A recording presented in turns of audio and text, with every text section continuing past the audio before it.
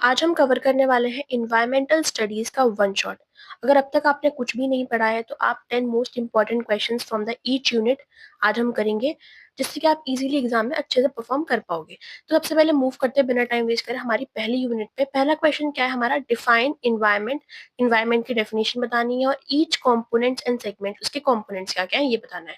तो मैं जल्दी जल्दी से आपके क्वेश्चन का ओवरव्यू देती हूँ, आंसर्स का भी क्वेश्चन बताते चलूंगी, आपको एक्सप्लेन करते चलूंगी।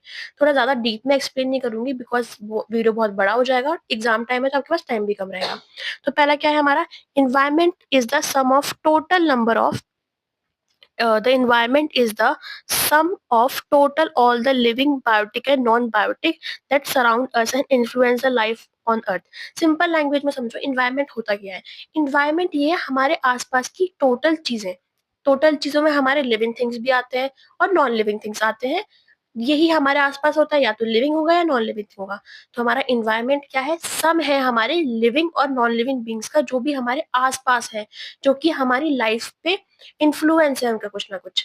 ठीक है, उसके अंदर हमारे क्या आते हैं, उसके अंदर आता है हमारे लिविंग थिंग्स के अंदर हमारे आते हैं एयर, लैंड, प्लांट्स, एनिमल्स जो हमारे नॉन लिविंग थिंग और लिविंग थिंग है, and human made structure, activities that effect living organisms life. ये हमारी क्या है, इन्वायरमेंट की डेफिनेशन। आप नॉर्मल समझ लो, आप इतना भी लिखोगे ना, the environment is the sum of total living and non living thing that surrounds us and influence the life on earth. आप अगर यहाँ तक भी मेंशन कर दोगे तभी भी आपका चल जाएगा। ठीक है, सबसे पहले आप नेक्स्ट क्वेश्चन पे मूव करते हैं। हमारा नेक्स्ट हमारा पार्ट क्या है इसी आंसर का, बायोटिक क्या होता है, नॉन बायोटिक क्या होता है। बायोटिक होता है all the living things. Biotic को समझो जितनी भी लिविंग थिंग्स है, और हमारा नॉन बायोटिक क्या होता है, नॉन लिविंग थिंग्स। नाम से समझ में आ गया। अब इसके अंदर क्या होता है, आपको डेफिनेशन इसकी लिखनी है। These things all living organism, these includes all living organism. इसके अंदर क्या है हमारे, ऑल लिविंग ऑर्गेनिज्म। और ए बायोटिक के अंदर हमारे क्या है, all the non living organism. Simple sorted, जो भी हमारे ऑर्गेनिज्म है लिविंग वो हो गए हमारे। इनका रोल क्या है, इनका रोल देखते हैं हमारे बायोटिक का। मेंटेन द फूड चेन, हमारी फूड चेन को मेंटेन करते हैं, हमारे इकोसिस्टम को मेंटेन करते हैं। Plant produce oxygen and food, plants हमारे लिए फूड एंड ऑक्सीजन प्रोड्यूस करते हैं। These are very important part of our life. Animals and human depend upon plants and other organism for the survival. हमारे animals और human depend होते हैं हमारे plants पे, अदर ऑर्गेनिज्म पे, हमारे सर्वाइवल के लिए।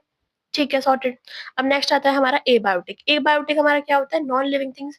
नॉन लिविंग थिंग्स क्या है हमारी, air, water, soil, sunlight, temperature, minerals. इनका रोल क्या होता है, हमारी बेसिक कंडीशंस की लाइफ को फुलफिल करना, जो भी हमारी जरूरत है उनको फुलफिल करना। Regulate climate and natural cycle, हमारी नेचुरल साइकिल को सर्कुलेट करना। ठीक है, हमारा पहला क्वेश्चन कंप्लीट हो गया। नहीं, अब इसमें बच्चे हमारे सेगमेंट्स। सेगमेंट्स ये काफी इंपॉर्टेंट है। ठीक है, इसको देखते हैं हमारा लिथोस्फेयर। लिथोस्फेयर क्या होता है, it is a solid outer part of the earth, include soil, rock, mountains and the minerals. ये क्या होता है, हमारे अर्थ का आउटर लेयर है हमारे। ठीक है, इसकी इंपॉर्टेंस क्या है, ये हमें एग्रीकल्चर की जरूरी, मतलब जिसपे हम रह रहे हैं, ये हमारा क्या होता है, लिथोस्फेयर। Lithosphere means land. ठीक है, इसकी इंपॉर्टेंस क्या है, हमें एग्रीकल्चर प्रोवाइड करता है, हमें सेटलमेंट प्रोवाइड करता है, source of natural resources like coil and iron and petroleum. ये हमारा क्या हो गया, लिथोस्फेयर। अब आते हैं हाइड्रोस्फेयर। हाइड्रोस्फेयर से हमारा क्या मतलब है, water, all form of water on earth. जो भी हमारा, यहाँ पे आप एच लगा लेना, all form of water on earth जो भी है हमारा, वो क्या है हमारा, hydrosphere. It's include oxygen, river, lakes, ground water and glaciers. Land, lithosphere is referred to land and hydrosphere refers to water. Importance क्या है, essential for all the living organism के लिए essential है। Support aquatic life, aquatic animals उसमें live कर सकते हैं। Regulate climate, ये हमारा क्या होता है, इंपॉर्टेंस हमारे हाइड्रोस्फेयर की, लिथोस्फेयर की। डन, नेक्स्ट पे मूव करते हैं। यहाँ पे हमारा फर्स्ट क्वेश्चन कंप्लीट नहीं हुआ है अभी, सॉरी। चलो नेक्स्ट पे मूव करते हैं। देन हमारा आता है एटमॉस्फेयर। अभी हमने lithosphere is for land, hydrosphere is for water and atmosphere is for air. ये क्या होता है, हमारा layer of gases surrounding the earth, जो हमारे सराउंडिंग है अर्थ, और जो हमारे अर्थ पे लेयर्स हैं उसका क्या है, एटमॉस्फेयर। जिसमें हमारी क्या आती है, मेन गैसेज है nitrogen, oxygen, carbon dioxide. Importance क्या है इसकी, ये हमें ऑक्सीजन प्रोवाइड करते हैं ब्रीथ करने के लिए। Protect earth from the harmful solar radiations. ठीक है, जो भी हमारी सोलर रेडिएशंस आती हैं हमारे सोलर सिस्टम से, उनसे हमें प्रोटेक्ट करते हैं।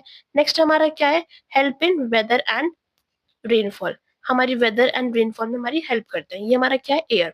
नेक्स्ट है हमारा बायोस्फीयर। बायोस्फीयर क्या है हमारा? The zone where life exist including part of the lithosphere atmosphere. ये बायोस्फीयर वो है जहाँ पे हमारी लाइफ एग्जिस्ट करती है, जहाँ पे हम अभी करंटली हैं, लाइफ जोन, जहाँ पे हमारा लिथोस्फीयर, हाइड्रोस्फीयर, एटमॉस्फेयर तीनों चीजें प्रेजेंट हैं, जहाँ पर अभी हम रह रहे हैं। ये क्या है? It supports the living organism की लाइफ सपोर्ट करते हैं, मेंटेन इकोलॉजिकल बैलेंस करते हैं। ठीक है, ये हमारा नेक्स्ट नेक्स्ट पे मूव करते हैं हम। नेक्स्ट हमारा व्हाट इज सस्टेनेबिलिटी। सस्टेनेबिलिटी क्या होती है? हमारा एक्सप्लेन करना है उसका inter generational and the intra generational equity. ठीक है, सस्टेनेबिलिटी समझते हैं। सबसे पहले होती क्या है? सस्टेनेबिलिटी का मतलब है अभी हमारे पास नीड्स के लिए हमें अपने रिसोर्सेज को ऐसे सेव करके रखना, जो कि रिसोर्सेज अभी हम यूज कर रहे हैं। एग्जांपल से समझो, पानी अगर हम अभी यूज कर रहे हैं, इन फ्यूचर हमारी फ्यूचर जनरेशन के लिए भी उसको सेव करके रखना, वो क्या होता है? हमारा sustainability. Got it? Sustainability definition देखते हैं। Sustainability means the need of the present generation without compromising the ability of future generation meet their own needs। मतलब नीड ऑफ प्रेजेंट जनरेशन की नीड्स तो पूरी करना ही, विदाउट कॉम्प्रोमाइज नहीं करना future generation की नीड्स को, उनके लिए भी प्रेजेंट रखना। ये हमारा क्या होता है? सस्टेनेबिलिटी। अब आते हैं intra intergenerational equity। Intergenerational equity means fairness between present and future generation। मतलब फेयरनेस रखनी है, ये नहीं कि अगर अभी हमारे पास रिसोर्सेज है तो उसको यूज कर लो, बाद में किसने देखा है, नहीं। फेयरनेस रखनी है हमारे प्रेजेंट जनरेशन के बीच में, फ्यूचर जनरेशन के बीच में भी। थोड़ी समझो, present generation should be natural resource careful. Present generation को हमेशा ये सोच के रखना चाहिए कि जो भी हम चीज यूज कर रहे हैं वो हमारे फ्यूचर जनरेशन के लिए भी सेफ रहनी चाहिए। हमारे नेचुरल रिसोर्सेज, सबसे बड़ा एग्जांपल है वाटर, एयर, इस तरीके से। Future generation must have equal access to resources like water, clean air and minerals. जैसे मैंने आपको एग्जांपल से समझाया कि फ्यूचर जनरेशन के पास भी प्रॉपर राइट्स रहना चाहिए, इक्वल एक्सेस होना चाहिए। जितने वाटर रिसोर्सेज, एयर हमारे पास है, उतने ही उन लोगों के पास भी रहने चाहिए। We should not over exploit resources today. हमें ये नहीं कि आज ही खत्म कर लो सारे रिसोर्सेज जितने भी यूज करके, बात के बारे में ना सोचो। We should not over exploit, हमें ओवर एक्सप्लॉइट नहीं करना है अपने रिसोर्सेज को। एग्जाम्पल समझो, कंजर्व करना फॉरेस्ट को फॉर एक्सेस। यहाँ पे क्या हो रहा है? Instead of excess deforestation, deforestation को रोको और हमारे फॉरेस्ट को कंजर्व करो, जिससे कि हमारी फ्यूचर जनरेशन के लिए वो सेफ रहे। Using renewable energy like solar and wind. Renewable energy क्या होती है? जो कि एनर्जी बार बार रिन्यू हो सकती है, खत्म नहीं होगी। हमारी लाइट खत्म नहीं होगी। सोलर एनर्जी हमसे किससे मिलती है? सन से। विंड एनर्जी किससे मिलती है? विंड से, जो कि फिनिश नहीं होगी, जो बार बार रिन्यू हो सकती है।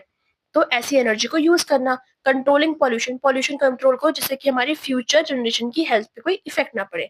नेक्स्ट आते हैं हमारा इंट्रा जनरेशनल इक्विटी। क्या होता है? Intra generation equity means fairness among the people of same generation. मतलब उसमें क्या था? हमारी फ्यूचर जनरेशन के बारे में बात हो रही थी, इसमें हमारे जो इस जनरेशन में लोग हैं उनके साथ फेयरनेस करना। ठीक है, resources should be distribute equal amount of in all the peoples.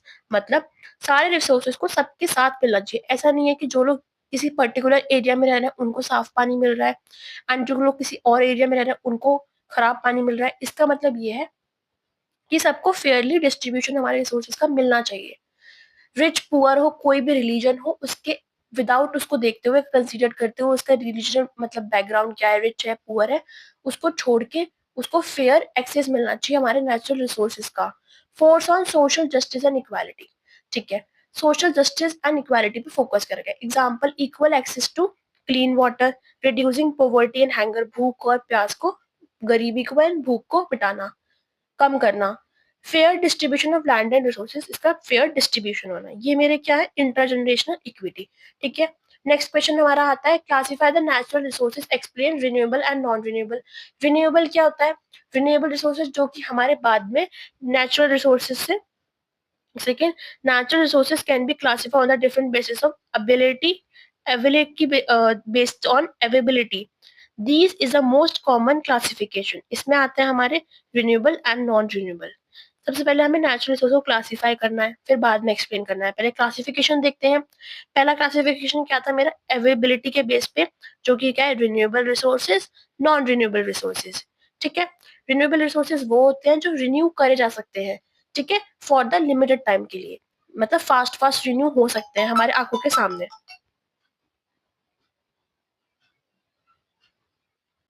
हमारे नेक्स्ट क्वेश्चन पे मूव करते हैं। ये क्या है, क्लासिफिकेशन हमारे नेचुरल रिसोर्सेज का। पहले हम क्लासिफिकेशन देखते हैं, हमारे नेचुरल रिसोर्सेज किस किस बेसिस पे क्लासीफाई है, उसके बाद इनके रिन्यूएबल एंड नॉन रिन्यूएबल के बीच में हम डिफरेंस देखेंगे। सबसे पहला हमारा आता है बेस्ड ऑन अवेलेबिलिटी। इसका मतलब क्या है, renewable resources, non renewable resources इसके पार्ट है। अवेलेबिलिटी का मतलब क्या, जो कि अवेलेबिलिटी के बेसिस पे हमने डिफाइन करे गए। रिन्यूएबल रिसोर्सेज क्या है, जो रिन्यू करे जा सकते हैं। सपोज करो ऐसे टाइम के लिए, अब हमारे ह्यूमन एज कितनी होती है, लिमिटेड मान लो, मतलब जो लास्ट 60 ईयर्स का एवरेज लेके चलते हैं, तो लोग जो 60 ईयर्स में अपने आंखों के सामने रिसोर्सेज को रिन्यू करता हुआ देख सके। और नॉन रिन्यूएबल रिसोर्सेज क्या है, जो hundred and thousands of year में रिसोर्सेज रिन्यू हो रहे हैं। जैसे कि हमारे रिन्यू रिसोर्सेज में क्या आते हैं, हमारे ऐसे सनलाइट, सोलर एनर्जी रिन्यू हो सकती है, विंड एनर्जी रिन्यू हो सकती है। नॉन रिन्यूएबल रिसोर्सेज क्या होते हैं, कोयल, पेट्रोलियम, ये सब क्या है, जो बहुत लंबे थाउजेंड्स ऑफ टाइम्स लगा रहे हैं रिन्यू होने के लिए। हम चले जाएंगे, उसके बाद हम एनर्जी का फायदा क्या है। जी, ये non renewable resources. On the basis of origin, on the basis of origin क्या है हमारा, पहला आता है biotic resources. Biotic resources obtain from living organism. Biotic resources ऐसे रिसोर्सेज होते हैं जो हमारे ऑर्गेनिज्म, लिविंग ऑर्गेनिज्म से लिए जाते हैं, जैसे हमारे फॉरेस्ट, एनिमल, फिशरीज, ये सब क्या है, biotic means living and abiotic means non living, simple, क्योंकि हमारे एयर, वाटर, मिनरल्स, इतना समझ में आ गया आपको। नेक्स्ट पे मूव करते हैं। नेक्स्ट हमारा क्या है, based on distribution, division based on distribution. Inequitable resources found everywhere, जो कि हमें सब जगह मिल जाते हैं। Air, sunlight. लोकलाइज रिसोर्सेज क्या है, फाउंड इन स्पेसिफिक प्लेस, जो कि हमें एक स्पेसिफिक प्लेस पे मिलते हैं, coal and petroleum. Next question देखते हैं हम। नेक्स्ट इनके बीच में डिफरेंस इंपॉर्टेंट है। Renewable resources are natural resources that can be replenished and regenerated naturally in a short period of time। Short period of time को मैं अंडरलाइन कर रही हूँ, बिकॉज इसमें ये इंपॉर्टेंट है कि जो रिसोर्सेज हमारे शॉर्ट पीरियड ऑफ टाइम में रिन्यू हो जाए, जैसे हमारी solar energy, wind energy, water, ये सब हमारे रिन्यू हो जाते हैं। ठीक है, वाटर एनर्जी। कैरेक्टरिस्टिक्स क्या है हमारे, अब इस पे पहले कैरेक्टरिस्टिक्स पे जाने से पहले हम इसको देखते हैं, नॉन रिन्यूएबल रिसोर्सेज को। Non renewable resources are resources that can not be replaced between within a human life, human life time once they are exhausted. मतलब ह्यूमन लाइफ टाइम के बीच में अगर एक बार वो खत्म हो गए तो उसे रिन्यू करने में हमें बहुत टाइम लगता है। तो इसीलिए क्या होता है, नॉन रिन्यूएबल रिसोर्सेज, जैसे हमारा coil, petroleum, natural gas. Characteristics one by one देखते हैं। पहले देखते हैं नॉन रिन्यूएबल रिसोर्सेज की। रिन्यूएबल रिसोर्सेज कैरेक्टरिस्टिक्स क्या है हमारी, first of all, can be can be reuse कर सकते हैं, इन्वायरमेंटल फ्रेंडली होता है, मोस्ट मोस्ट ज्यादा से ज्यादा, do not exhaust if they do not exhaust if use sustainably, do not exhaust, ये एग्जॉस्ट नहीं होते अगर इनको ढंग से यूज किया जाए। इंपॉर्टेंस क्या है इसकी, पॉल्यूशन रिड्यूस करते हैं हमारा, हेल्प इन सस्टेनेबल डेवलपमेंट में हेल्प करते हैं, हमारा सस्टेनेबल डेवलपमेंट हम पीछे पड़ के आ चुके हैं। Ensure long term availability of resources, हमारे रिसोर्सेज की लॉन्ग टर्म अवेलेबिलिटी की श्योरिटी होती है। नॉन रिन्यूएबल हमारे रिसोर्सेज क्या होते हैं, लिमिटेड क्वांटिटी में होते हैं हमारे, मिलियंस ऑफ टाइम लेते हैं रिसोर्सेज को कवर अप करने के लिए, मतलब नंबर मिलियंस ऑफ ईयर लगते हैं उसको रिन्यू करने के लिए। Over use led to permanent depletion, ज्यादा यूज करेंगे तो क्या होगा, परमानेंट डिप्लीशन हो जाएगा, खत्म हो जाएंगे। अभी कहते हैं ना, पेट्रोल से कम यूज किया करो एंड स्विच। अभी जनरल टाइम पे हम क्या कर रहे हैं, पेट्रोल से स्विच करके हम बैटरी पे आ रहे हैं, बिकॉज क्या हो रहा है, ये अगर हम ज्यादा ओवर यूज करेंगे तो ये हमारे रिसोर्सेज डिप्लीट हो जाएंगे, खत्म हो जाएंगे। प्रॉब्लम, कॉज इन्वायरमेंटल पोल्यूशन हो रहा है हमारा, लेड टू रिसोर्सेज सिक्योरिटी हो रही है, मतलब रिसोर्सेज की प्रॉब्लम हो रही है, increase dependency and conflict, conflict increase हो रहा है। जब कोई चीज हमारे एनवायरमेंट में खत्म हो जाती है तो अब क्या होता है, लोग उस पर कॉन्फ्लिक्ट करना स्टार्ट कर देते हैं, लड़ाई झगड़े एंड ऑल। ठीक है, अब आता है नेक्स्ट क्वेश्चन हमारा fourth, explain land degradation causes, effect and control measures. Land degradation है क्या, land degradation is a decline in land degradation is the decline in quality and productivity of land, मतलब land को हम उसकी productivity decrease कर रहे हैं due to natural process and human activities. Its results in the loss of soil fertility, reduce agriculture output and damage to the ecosystem. Land degradation क्या होता है? हम क्या कर रहे हैं, लैंड पे जबरदस्ती उसको, जनरली लोग क्या करते हैं, उस पे आउटपुट प्रोड्यूस करने के लिए उसका ओवर एक्सप्लॉइटेशन करते हैं. मतलब इस वजह से क्या हो रहा है, हमारा लैंड की क्वालिटी डिक्रीज हो रही है और प्रोडक्टिविटी भी हमारे लैंड की डिक्रीज हो रही है. जबरदस्ती उस पे फर्टिलाइजर डालना, उस पे मैन्योर डालना, जिससे कि जो एक लैंड है वो कुछ 10 लोगों के लिए फूड जनरेट कर सकता है, हम जबरदस्ती उसमें इनपुट्स डाल रहे हैं, जिसकी वजह से क्या हो रहा है, हमारा लैंड ज्यादा अमाउंट ऑफ प्रोड्यूस कर रहा है. जो लैंड 10 लोगों के लिए फूड प्रोड्यूस कर रहा है वो 20 लोगों के लिए प्रोड्यूस कर रहा है अब. जिस वजह से क्या हो, हमारा लैंड डिग्रेडेशन हो रहा है. जिस वजह से क्या हो रहा है, हमारा लैंड डिग्रेडेशन हो रहा है. It result in loss of soil. इसके रिजल्ट में क्या हो रहा है, सॉइल फर्टिलिटी लॉस हो रही है, रिड्यूस इन एग्रीकल्चरल आउटपुट में लॉस हो रहा है, डैमेज द इकोसिस्टम. इकोसिस्टम भी डैमेज हो रहा है. हम थोड़े से उसके लिए अपने पूरे लैंड को खराब कर रहे हैं, नेचुरली ग्रो करने के चक्कर में मोर प्रॉफिट के लिए लैंड खराब हो रहा है. अब कॉजेज क्या है, हमारे रीजन क्या है लैंड डिग्रेडेशन के? पहला हमारा डिफॉरेस्टेशन. डिफॉरेस्टेशन का मतलब क्या होता है, कट करना ट्रीज को. ठीक है, किस लिए कट करना ट्रीज को? एग्रीकल्चर के लिए कट करना, इंडस्ट्री के लिए कट करना, अर्बनाइजेशन के लिए कट करना, शहरों को स्टेब्लिश करने के लिए. अर्बनाइजेशन टर्म का मतलब क्या है, हमारा शहरों को स्टेब्लिश करने के लिए. ठीक है. नेक्स्ट हमारा क्या आता है, ओवर ग्रेजिंग. ओवर ग्रेजिंग का मतलब होता है एनिमल्स को ग्रेज कराना, मतलब चराना. तो ओवर ग्रेजिंग हो रही है, excessive grazing by animal removing vegetational cover. Vegetation हमारा खत्म होता जा रहा है. Expose soil to wind and water erosion. क्या हो रहा है, हमारा ओवर ग्रेजिंग की वजह से soil to water and water erosion हो रहा है हमारा. अब आता है अनसस्टेनेबिलिटी एग्रीकल्चर प्रैक्टिसेस. इसमें क्या है, excessive use of chemical fertilisers, जो भी अभी हम बात कर रहे थे, एक्सेसिव यूज हो रहा है हमारा फर्टिलाइजर्स का, पेस्टिसाइड्स का. दैट्स वाई हमारे क्या हो रहे हैं, लैंड डिग्रेडेशन हो रहा है. नेक्स्ट आता है सॉइल इरोजन. सॉइल इरोजन क्या हो रहा है, बार बार विंड की वजह से और वाटर की वजह से हमारे हवाई, हमारे टॉप मोस्ट लेयर को हटा दिया, वाटर आया, हमारा टॉप मोस्ट लेयर हट गया सॉइल का. इससे क्या हो रहा है, हमारा सॉइल इरोजन हो रहा है. Reduce nutrition. न्यूट्रिशन हमारे सॉइल से हट रहे हैं, रिड्यूस हो रहे हैं. तो पहले क्या था, deforestation, over grazing, unsustainability agriculture practices, soil erosion, mining. Mining and agriculture industrial activities. Mining मतलब क्या होता है, न्यूट्रिशंस को हम हमारे ग्राउंड में से निकालते हैं, उससे हम कहते हैं माइनिंग. इसकी वजह से क्या हो रहा है, लैंड का स्ट्रक्चर हट रहा है. ठीक है. Industrial waste, contaminated soil. इससे क्या हो रहा है, हमारा माइनिंग की वजह से अभी आपने समझ लिया, मिनरल्स को निकालना, पूरा लैंड हमारा खराब हो रहा है. अर्बनाइजेशन क्या होता है, अर्बनाइजेशन हमारा बिल्डिंग्स, रोड्स, हमारा सिटीज को बनाना.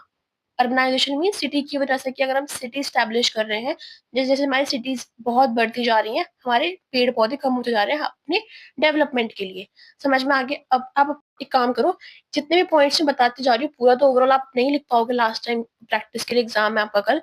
तो अभी आप पढ़ो, एक एक पॉइंट को नोट डाउन करते जाओ, एंड उसको मैंने समझा दिया, आप एग्जाम में अपनी लैंग्वेज में लिख देना. ठीक है. नेक्स्ट पे मूव करते हैं. हमारा नेक्स्ट है effect of land degradation. Land degradation की इफेक्ट्स क्या है, और उससे क्या हो रहा है, लैंड डिग्रेडेशन, हमारे सॉइल की फर्टिलिटी जा रही है. ठीक है. डिजर्टिफिकेशन हो रहा है, लैंड हमारे डेजर्ट में कन्वर्ट हो गया है. नेक्स्ट क्या है, फूड इनसिक्योरिटी हो रही है, reduce crop yield led to food shortage. Food shortage हो रही है भाई. ठीक है. नेक्स्ट क्या है, लॉस ऑफ बायोडाइवर्सिटी. हमारी प्लांट्स डिस्ट्रक्शन, हैबिटेट खराब हो रहा है हमारा. ठीक है. Flood, landslide. अभी आजकल आप सुन भी रहे होगे, हमारे रेन मतलब हमारे स्लाइड्स हो रही हैं, लैंडस्लाइड्स हो रही हैं, फ्लड आ रहा है, lack of vegetation, increase surface run off due to lack of vegetation. Climate change impact, reduce carbon. Reduce carbon sequestration means हमारे कार्बन जो हमारे क्लाइमेट में प्रेजेंट है, क्लाइमेट चेंज आया जा रहे हैं हमारे. कभी सर्दी है, कभी सर्दी है, कभी रेनफॉल है, कभी कुछ.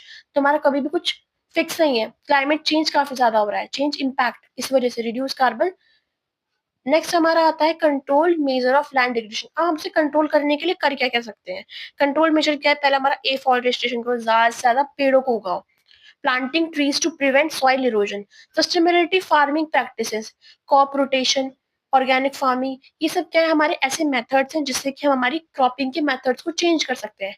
क्रॉप रोटेशन, ऑर्गेनिक फार्मिंग करो, यूज बायो फर्टिलाइजर्स. ये सारे मेथड्स को आप यूज करके अपनी फार्मिंग को सस्टेनेबल बना सकते हो, आपके लैंड्स खराब ना हो। कंट्रोल ग्रेजिंग, ग्रेजिंग को एक कंट्रोल वे में कंट्रोल करना, ग्रेजिंग को एक कंट्रोल वे में कंट्रोल करना, मतलब prevent over grazing bye regulating life stock of number, मतलब ऐसे करो ग्रेजिंग की लाइफ स्टॉक ऑफ नंबर के लिए वो प्रेजेंट रहे। सॉइल कंजर्वेशन टेक्निक्स क्या क्या है हमारी, counter plug counter plugging, terracing, ये सब हमारे ऐसे मेथड्स है जिसके हम सॉइल को कंजर्वेशन टेक्निक्स है हमारी। ठीक है, फिर नेक्स्ट हमारा क्या है, प्रॉपर इरिगेशन मैनेजमेंट करो। प्रॉपर इरिगेशन मैनेज को, ज्यादा ओवर ग्रेसिंग करेंगे तो हमारी सॉइल खराब हो जाएगी। ठीक है, कोई चीज ज्यादा ज्यादा अच्छी भी नहीं होती और कम भी, ज्यादा कम भी नहीं और ज्यादा भी नहीं, मीडियम रहना चाहिए हमारा irrigation. Use drip and sprinkle system, मतलब ड्रिप एंड स्प्रिंकल सिस्टम, मतलब हमारे पानी जितना रिक्वायर्ड होता है स्प्रिंकल करते हैं, दैट्स वाज बेटर। नेक्स्ट हमारा क्या है, restoring degraded land through treatment and, उसको हमारा जो लैंड डिग्रेड हो गया उसको बेटर ट्रीटमेंट करो, जैसे भी उसकी ट्रीटमेंट हो सकती है। ठीक है, व्हाट इज डिफॉरेस्टेशन, डिफॉरेस्टेशन हमें पता है, डिफॉरेस्टेशन क्या होता है, अभी हमने पढ़ा कि हमारे पेड़ पौधों को काटना। ठीक है, हमारे ग्रीन फॉरेस्ट को खत्म करना। नॉर जैसे कि देखो, deforestation refers to the large scale cutting, cleaning, removal of forest, forest को कट करना, रिमूव करना। Non forest, non forest purpose के लिए, पर्पस क्या हो गए, एग्रीकल्चर के लिए, अर्बन डेवलपमेंट के लिए, माइनिंग के लिए, इंडस्ट्रियल यूजेस के लिए। It reduce in the permanent loss of forest cover. ठीक है, अब इसके कॉजेस क्या है, एग्रीकल्चर एक्सपेंशन, एग्रीकल्चर बढ़ाने के लिए, आप पढ़ ले रहे एक बार थ्योरी में, ऊपर ऊपर से बता रही हूँ। अर्बनाइजेशन, इंडस्ट्रियलाइजेशन को कवर करने के लिए, शहर बनाने के लिए, इंडस्ट्रीज के लिए। लॉगिंग मतलब cutting trees for trimmer, food work मतलब पेपर के लिए, हमारे यूजेस के लिए, legal logging in forest areas. ठीक है, माइनिंग एक्टिविटीज क्या है हमारी, एक्सट्रैक्शन ऑफ मिनरल और डिस्ट्रॉइंग फॉरेस्ट, मिनरल्स को एक्सट्रैक्ट करने के लिए, फॉरेस्ट फायर की वजह से, नेचुरल नेचुरल क्या होता है, नेचुरली गर्मी बढ़ती है तुम्हारे फॉरेस्ट में, फायर लग जाती है, या फिर मैन हमारे फायर लगाते हैं, तो इससे फॉरेस्ट फायर, अगर एक फायर लगी तो पूरे फॉरेस्ट में most probably large area cover करेगी, इससे हमारे फॉरेस्ट क्या हो रहे हैं, डैमेज हो रहे हैं। पॉपुलेशन ग्रोथ की वजह से भी हमारा क्या हो रहा है, डिफॉरेस्टेशन इंक्रीज हो रहा है। ठीक है, क्योंकि रिसोर्सेज की रिक्वायरमेंट पड़ती है। नेक्स्ट आता है हमारा इम्पैक्ट क्या है डिफॉरेस्टेशन का, इन्वायरमेंटल इम्पैक्ट क्या हो रहा है, लॉस ऑफ बायोडाइवर्सिटी हमारी खत्म होती जा रही है, लाइफ वाइल्ड लाइफ हैबिटेट खत्म हो रहा है। अब क्या हो रहा है, हमारे जो जानवर हैं उनके लिए एक सराउंडिंग नहीं मिल पा रहे, तो शहर में आ रहे हैं, तो उनके लिए लॉस ऑफ बायोडाइवर्सिटी है। सॉइल इरोजन हो रहा है हमारा, सॉइल डिग्रेडेशन हो रहा है, ये सब हमारे क्या है, इन्वायरमेंटल इम्पैक्ट है। क्लाइमेट चेंज क्या है हमारा, क्लाइमेट चेंज हो रहा है, increase the carbon dioxide level, climate change हमारा कार्बन डाइऑक्साइड का लेवल कम होता जा रहा है। ग्लोबल वार्मिंग इंक्रीज हो, global warming due to loss of carbon sink, हमारी ग्लोबल वार्मिंग काफी इंक्रीज हो गई है, बिकॉज हमारी एक्टिविटीज की वजह से पॉपुलेशन इंक्रीज हो गया है। आप इसमें ये सब पॉइंट्स को मेंशन कर सकते हो। इकोलॉजिकल इंबैलेंस क्या होता है, डिस्क्रप्शन ऑफ फूड चेन डिस्टर्ब हो गई है, क्योंकि एक भी एलिमेंट रिसोर्सेज की वजह से हमारे फूड चेन में से हट गया। सपोज करो हमारा फूड चेन स्टार्ट किसी एक फूड चेन एक मैनर में चलता है, अगर एक भी एनिमल उस फूड चेन से हट गया तो क्या होगा, पूरा फूड चेन डिस्टर्ब हो जाएगा। ठीक है, हमारे प्लांट्स एंड एनिमल स्पीशीज हटते जा रहे हैं, एक्सटेंड होते जा रहे हैं। हमारे social and ecological impact, displacement of tribal and forest department communities, इससे क्या हो रहा है, हमारा डिस्प्लेसमेंट हो रहा है ट्राइबल फॉरेस्ट डिपार्टमेंट का, जहाँ पे वो कम्युनिटीज प्रेजेंट है। Loss of livelihood and traditional knowledge, हमारी ट्रेडिशनल नॉलेज खत्म होती चली जा रही है। Increase natural disaster, flood, drought and, ये सब बहुत इंक्रीज हो चुके हैं, फ्लड, ड्राउट एंड लैंडस्लाइड्स। ठीक है, हम आजकल सुनते भी रहते हैं न्यूज में। कंट्रोल मेजर्स क्या है, एफॉरेस्टेशन, अब मैं इनकी हेडिंग्स पढ़ के बता रही हूँ। ठीक है, और जितना मैं एक्सप्लेन करती हूँ आप इनके जो बीच का कंटेंट है उसको पढ़ लेना और अपने हिसाब से आप लिख भी सकते हो। एफॉरेस्टेशन, रिफॉरेस्टेशन, प्लांट, एफॉरेस्टेशन मतलब प्लांट्स को ग्रो करना, and reforestation plant replanting trees and deforested area, replant करना जो भी हमारे खत्म हो गए। Forest management means controlling and selective cutting of tree, control करना ट्री की कटिंग को।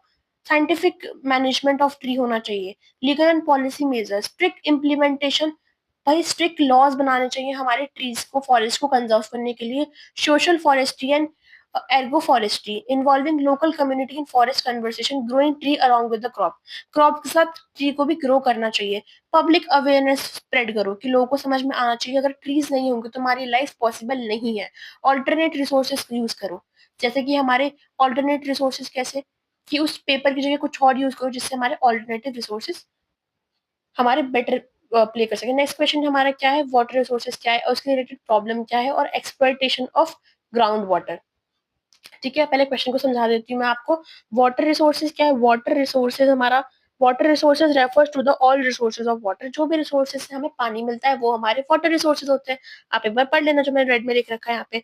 ड्रिंकिंग वाटर, एग्रीकल्चर और ह्यूमन कंजप्शन के लिए और हमारी एक्टिविटीज के लिए वाटर रिसोर्सेज हमारा यूज होता है। ठीक है, अब हमारा क्या है? Problem related to over exploitation, मतलब हम पानी का ओवर एक्सप्लॉइटेशन कर रहे हैं तो उससे प्रॉब्लम क्या आ रही है। ठीक है, तो हमारे ये पहला दूसरा क्वेश्चन पूछ रहा है हमसे। फिर आता है हमारा problem to over exploitation of ground water. Repeating again, problem related to over exploitation of ground water. क्या प्रॉब्लम आ रही है? बिकॉज हम इतना पानी यूज कर रहे हैं, हमारा ग्राउंड वाटर डिप्लीट होता जा रहा है, खत्म होता जा रहा है, बहुत कम ग्राउंड लेवल हो चुका है। ठीक है, अब आता है पहला हमारे टाइप्स ऑफ वाटर क्या होते हैं। मैंने ऐसा कर रखा है कि ओवरऑल क्वेश्चंस में चैप्टर ही कवर कर रखा है। सरफेस वाटर, सरफेस वाटर हमारा क्या होता है? जो हमारे सरफेस पे प्रेजेंट है। ठीक है, ग्राउंड वाटर जो हमारे ग्राउंड पे प्रेजेंट है, नीचे। आप पढ़ लेना एक बार। ठीक है, अब रेन वाटर जो हमें रेन से मिलता है, ग्लेशियर्स आइस जो हमारे पिघलती है उससे हमें वाटर मिलता है। ये हमारे क्या है? Types of water resources. ठीक है, नेक्स्ट पे मूव करते हैं। हमारा ग्राउंड वाटर इंपॉर्टेंट क्यों है? ग्राउंड वाटर हमारा इंपॉर्टेंस क्या है इसकी? Reliable resources during drought. ठीक है, लेस पॉल्यूटेड है भाई एज कम्पेयर टू जो हमारे सरफेस पे प्रेजेंट है उनसे लेस पॉल्यूटेड है। Easy accessible for agriculture, accessible मतलब इजीली हम उसे एक्सेस कर सकते हैं एग्रीकल्चर के लिए। ठीक है, नेक्स्ट क्या है उसका? Over exploitation of ground water. Over exploitation of ground water occur when the withdrawal faster is a natural recharge. मतलब एक्सप्लॉइटेशन क्यों है? जितना जल्दी वो रिफिल नहीं हो पा रहा है उतना जल्दी हम उसको यूज करे जा रहे हैं, यूज करे जा रहे हैं, तो वो रिफिल नहीं हो पा रहा है। अब इसका रीजंस क्या है? हमारे एक्सेसिव इरिगेशन हो रही है हमारे लैंड्स पे। पॉपुलेशन ग्रोथ बढ़ चुकी है, जितनी वाटर है नहीं उतनी पॉपुलेशन ग्रोथ इंक्रीज हो चुकी है। अर्बनाइजेशन हो रहा है, इंडस्ट्रियलाइजेशन, उस इंडस्ट्रीज में हमारे वाटर यूज हो रहे हैं। Lack of rain water harvesting, lack of rain water harvesting नहीं हो रही है, नेचुरल रिचार्ज नहीं हो पा रहा है। ठीक है, नेक्स्ट क्या है? Poor water management. Poor water management है हमारा। ठीक है, इस वजह से हमारी क्या हो रही है? प्रॉब्लम क्रिएट हो रही है। नेक्स्ट हमारा क्या है? इसकी वजह से problem, problem cause by the over exploitation of ground water. हमारा ग्राउंड, इसकी वजह से प्रॉब्लम क्या क्रिएट हो रही है? हमारा ग्राउंड जो है, हमारा वाटर टेबल डिक्लाइन हो जा रहा है, कम होता जा रहा है, वाटर सिक्योरिटी शॉर्टेज हो रही है हमारे पानी की। ठीक है, लैंड सबसिडेंस, मतलब इसमें इसका मतलब क्या है? Ground water sink due to empty aquifers, मतलब ग्राउंड वाटर खत्म होता जा रहा है। salinity and sea water interaction means salty water ज्यादा है and salty water enters fresh water aquifers in coastal areas। जो क्वांटिटी है वो इन ज्यादा है as compare to the fresh water. ये water quality, increase concentration of fluoride, एसरीन एंड नाइट्रेट्स। हमारे क्या है? ऐसा पानी ज्यादा प्रेजेंट हो चुका है इंडस्ट्रियलाइजेशन की वजह से, जिसके अंदर इतने हार्मफुल केमिकल्स है, fluoride, arsenic and nitrate. Impact हो रहा है हमारे एग्रीकल्चर क्रॉप प्रोडक्टिविटी पे। Increase farmers distress, reduce crop productivity decrease हो रही है और इंक्रीज हो रही है हमारी फार्मर डिस्ट्रेस। अब इसको कंट्रोल कैसे कर सकते हैं? ज्यादा से ज्यादा हम किस पे मूव कर जाए? हमारा रेन वाटर हार्वेस्टिंग पे स्विच करें, सस्टेनेबल वाटर यूज करें, मतलब इफेक्टिव इरिगेशन मेथड्स को यूज करें, स्प्रिंकल सिस्टम। अरे स्प्रिंकल सिस्टम में हमारे वाटर्स को पानी जा सकता है, स्प्रिंकल करना just. Regulate ground water extraction, मतलब गवर्नमेंट कंट्रोल बोरवेल ड्रिलिंग, मतलब गवर्नमेंट्स को ड्रिलिंग को कंट्रोल करना चाहिए। Water shade management conserve soil and water in catchment areas. ठीक है, वाटर मैनेजमेंट को कंट्रोल करना चाहिए। ठीक, अब नेक्स्ट हमारा क्या है? Public awareness. हमें पब्लिक अवेयरनेस ज्यादा से ज्यादा स्प्रेड करनी चाहिए। नेक्स्ट क्वेश्चन पे हमारे आते हैं, right note on the flood and drought. Flood and drought क्या होता है? कॉजेज आप एक बार रीड आउट कर लेना। Flood occur when the water overflow, flood occur when the water overflow onto normal drying land due to excessive rainfall, मतलब ज्यादा पानी का पूरे पे मतलब ओवरफ्लो होना ड्राई लैंड पे।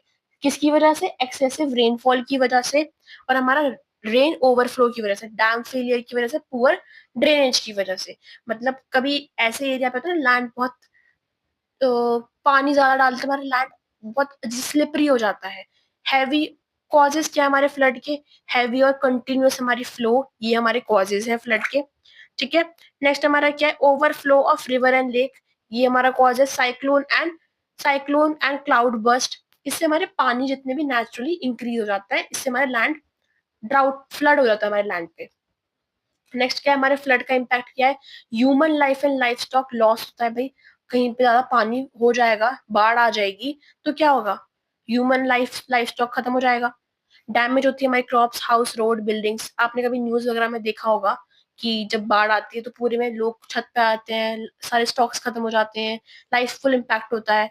ठीक है, हमारे डिजीज हो जाती है, हमारे क्लोरिया, टाइफाइड, सॉइल इरोजन होता है, लॉस ऑफ सॉइल फर्टिलिटी हो जाती है, डिस्क्रप्शन ऑफ ट्रांसपोर्ट, कम्युनिकेशन, इकोनॉमिक, ये सब खत्म हो जाती है हमारी।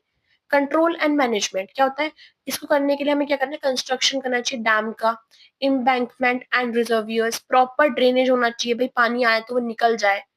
Afforestation in catchment areas, flood resistance infrastructure, ये सारे रीजन है कि हम इसके कंट्रोल कर सकते हैं।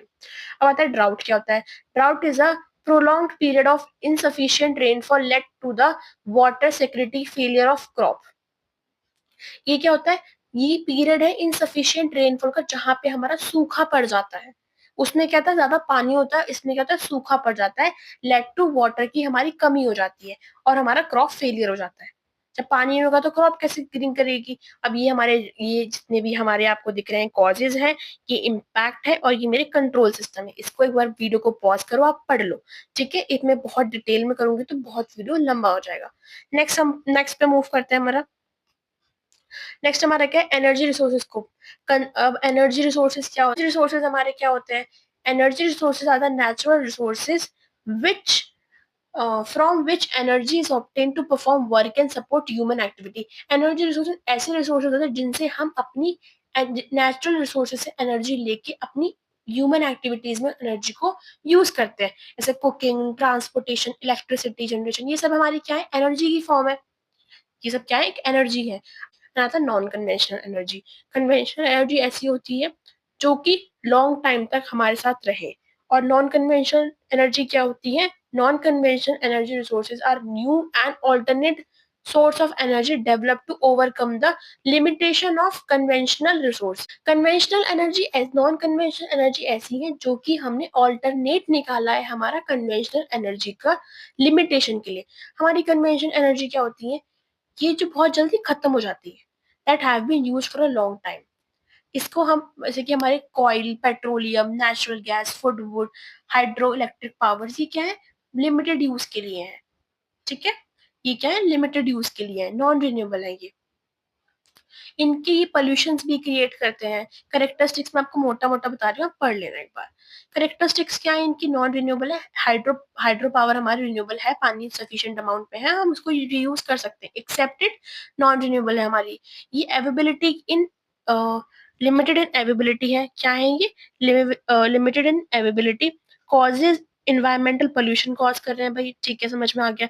डिसएडवांटेज क्या है, air pollution and global warming हो रही है, रिसोर्सेज डिप्लीशन हो रहा है, हेल्थ प्रॉब्लम्स क्रिएट हो रही है। नॉन कन्वेंशनल में हमारा क्या है, ये रिसोर्सेज हमारे क्या है, कन्वेंशनल के ऑल्टरनेट। अगर सपोज करो हमारे पास कन्वेंशनल एनर्जी कम पड़ जाए तो हमारे पास ऐसा कोई ऑल्टरनेट होना चाहिए जिसे हम यूज कर सके। इसमें क्या आ गया, solar energy, wind energy, biogas, traditional energy.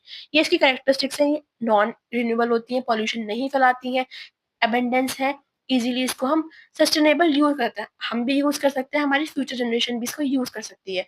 Advantage क्या है हमारी, ये हमारी इसकी एडवांटेजेस है, reduce dependency on fossil fuels, fossil fuels पे हमारी डिपेंडेंसी कम हो जाती है। ठीक है, sustainable for sustainable development, sustainable development भी इससे हो सकता है। इंपॉर्टेंस क्या है हमारी, importance of public awareness in environmental education.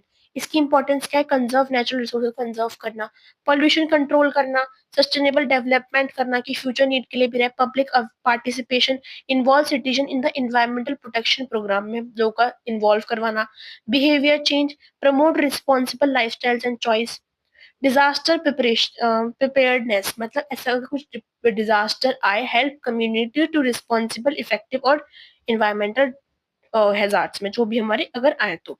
ठीक है, अब हमारा नेक्स्ट क्वेश्चन क्या है, what is biomass energy. Biomass energy क्या होती है, biomass energy obtain from the organic matters, जो हमारी एनर्जी ऑर्गेनिक मैटर्स से हमें मिलती है, जैसे हमारे प्लांट्स हो गए, एनिमल्स वेस्ट हो गया, ये हमारे क्या होते हैं, बायोमास। सोर्स ऑफ बायोमास क्या है, agriculture, crops waste, food, forest wood, forest residual, animal drug, organic, manual waste, ये सब हमारे क्या है?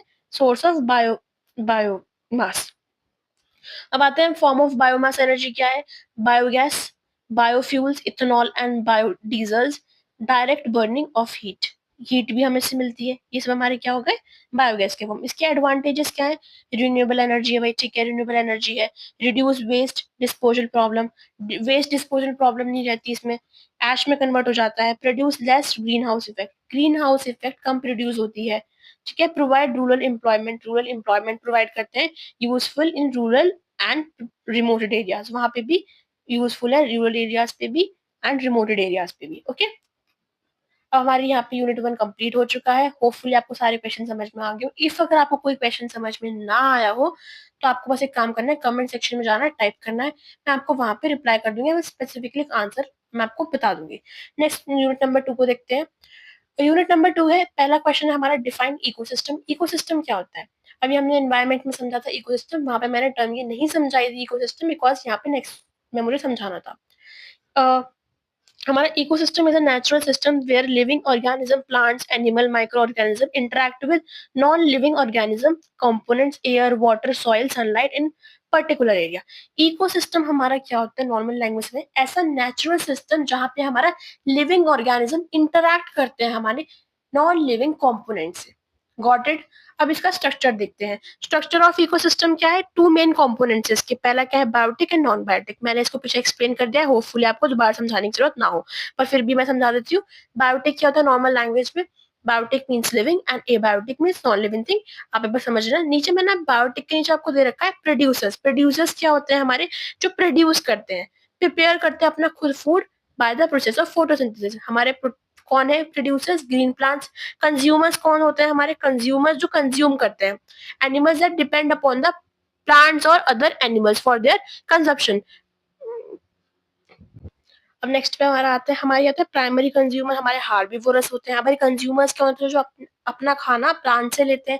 एनिमल डिपेंड होते हैं हमारे प्लांट्स पे, हम भी डिपेंड होते हैं other animals. Animals means human means. Primary consumers हमारे कौन से होते हैं? हार्बिवोरस जो ग्रीन प्लांट्स खाते हैं। Secondary carnivorous. कार्निवोरस कौन होते हैं? जो फ्लैश खाते हैं। डीकम्पोजर्स क्या होते हैं? डीकम्पोजर आर द एनिमल्स जो कि फंगी, बैक्टीरिया जो कि मरे हुए लोगों को खाते हैं, डेड ऑर्गेनिजम्स को खाते हैं। ठीक है, समझ में आ गया? नेक्स्ट क्वेश्चन पे आते हैं। इसका बाद आता है फंक्शंस क्या है हमारे इकोसिस्टम के? हमारी एनर्जी को फ्लो करना, न्यूट्रिशन साइकिल हमारी कंप्लीट हो, food chain and food web में हमारी कोई प्रॉब्लम ना आए, डीकम्पोजर्स ब्रेक डाउन करते हैं डेड एंड डीकम्पोज करते हैं डेड मैटर्स को, इकोलॉजिकल बैलेंस हमारा मेंटेन रहे नेचर में हमारा। ये सब हमारे क्या होता है? फंक्शंस होते हैं इकोसिस्टम के। नेक्स्ट पे मूव करते हैं। नेक्स्ट क्या? टाइप्स ऑफ इकोसिस्टम की हमारा नेक्स्ट क्वेश्चन है। पहला आता है हमारा forest ecosystem. Forest ecosystem found in areas with high rainfall. High rainfall पे हमारे क्या होता है? जहाँ पे एरियाज पे हाई रेनफॉल है वहां पे हमारा क्या होता है? वहां पे हमारे प्लांट्स फॉरेस्ट ज्यादा होते हैं। ट्री कंटेन हमारे इसके अंदर क्या होता है? ट्री शब्स, एनिमल्स, बर्ड्स, माइक्रोस्कोप्स ये होते हैं। Provide oxygen, timbers, medicine, maintain climate balance maintain करते हैं। एग्जाम्पल हमारे ये सब हमारे एग्जाम्पल्स हैं। अब आते हैं ग्रासलैंड इकोसिस्टम। हमारा क्या है? Grassland dominating by the grasses and few trees. इसके अंदर ट्रीज कम होते हैं, ग्रासेस ज्यादा होती है। सपोर्ट करता है हमारे प्लांट्स को, हमारे एनिमल्स को ग्रेज करने के लिए, मतलब चराने के लिए। अब इसकी इंपॉर्टेंस क्या है? इंपॉर्टेंस इन एग्रीकल्चर में इसकी इंपॉर्टेंस है प्रिवेंट सॉइल इरोजन को प्रिवेंट करते हैं। नेक्स्ट हमारा देखते हैं। नेक्स्ट हमारा क्या है? Desert ecosystem. Desert ecosystem means desert area, सूख जहाँ पे लेस लो रेनफॉल होती है, जहाँ पे हमारे क्या होते हैं? कैक्टस, थ्रोनी बुशेस, जहाँ पे कांटे वाली बुशेस होती हैं। एनिमल्स जहाँ पे होता है लिजर्ड, स्नेक्स एंड एनिमल्स। इसके फीचर्स होते हैं यहाँ पे एक्सेस ऑफ हीट होती है एंड वाटर सेक्रेटरी, वाटर की कमी होती है। एक्वेटिक इकोसिस्टम जहाँ पे हमारा किससे होता है related to? Fresh water and marine ecosystem होता है ये हमारा। ठीक है, इसके टाइप्स क्या है? Fresh water and marine. Fresh water में आता है river, lake and ponds and ocean seas, हमारे मरीन में आते हैं। इसकी इंपॉर्टेंस क्या है? सोर्स ऑफ फूड है, रेगुलेट करता है हमारा क्लाइमेट और सपोर्ट एक्वेटिक लाइफ भी सपोर्ट करता है। हमारा थर्ड क्वेश्चन आता है, व्हाट इज बायोडाइवर्सिटी? बायोडाइवर्सिटी क्या होती है? Biodiversity means varieties of life form which such as plants, animals and microorganism present on the earth। Biodiversity का मतलब हमारे डिफरेंट डिफरेंट लाइफ प्रेजेंट होना हमारी अर्थ पे, छोटे छोटे जानवरों से लेके छोटे छोटे छोटे छोटे माइक्रो ऑर्गेनिज्म से लेके एनिमल्स, प्लांट्स एंड ह्यूमन भी हमारे लाइफ में प्रेजेंट है। अब ये इनकी इंपॉर्टेंस क्या है? क्या करते हैं? इकोलॉजिकल बैलेंस मेंटेन करते हैं, हमारे इकोसिस्टम की स्टेबिलिटी मेंटेन करते हैं। ठीक है, फूड मेडिसिन हमें इनसे मिलती है। Economical value, support agriculture, fisheries and tourism को सपोर्ट करते हैं। इन्वायरमेंटल प्रोटेक्शन होता है, control climate and soil fertility. Cultural values को इस पे सपोर्ट करता है। ये हमारा क्या है? बायोडाइवर्सिटी। इसकी इंपॉर्टेंस क्या है? नेक्स्ट आता है हमारा fourth question, explain the threat of biodiversity. मतलब हमारी बायोडाइवर्सिटी को डर किस चीज का है? सबसे पहला डिफॉरेस्टेशन। भाई डिफॉरेस्टेशन सबसे बड़ा डर है। हैबिटेट लॉस होता जा रहा है, जैसे कि हमारी सिटीज डेवलपमेंट, इंडस्ट्रीज आती जा रही है, तो हमारी क्या हो रहा है? हैबिटेट लॉस होता जा रहा है। पॉल्यूशन हो रहा है, ओवर एक्सप्लॉइटेशन, मतलब ज्यादा यूज हो रहे हैं हमारे रिसोर्सेज का। क्लाइमेट चेंज हो रहा है, ग्लोबल वार्मिंग की वजह से हमारे हैबिटेट चेंज हो रहा है, कभी सर्दी है कभी गर्मी है। इन्वेशन species, human harmful species disturb ecosystem. Harmful foreign species disturb ecosystem. समझ में आ गया? जैसे हमारा कोविड आ गया था अभी, क्या हो रहा है? हमारे स्पीशीज को डिस्टर्ब कर रहा है, हमारे इकोसिस्टम को। नेक्स्ट क्या है? Ecological succession means, ecological succession is a gradual and natural change in species composition of area over the time. मतलब हमारा इकोलॉजिकल, इसका मतलब gradual and natural change in the species composition. हमारे स्पीशीज के अंदर चेंज प्रोड्यूस होना time to time. Primary succession क्या होता है? अगर in a large area no previous life, volcanic rock, bare land, मतलब यहाँ पे हमारी लाइफ है ही नहीं, प्रीवियस नो लाइफ। ऐसी जगहों पे लाइफ होती है जहाँ पे वॉल्केनिक इरप्शन होते हैं, नहीं। सेकेंडरी सक्सेशन क्या है?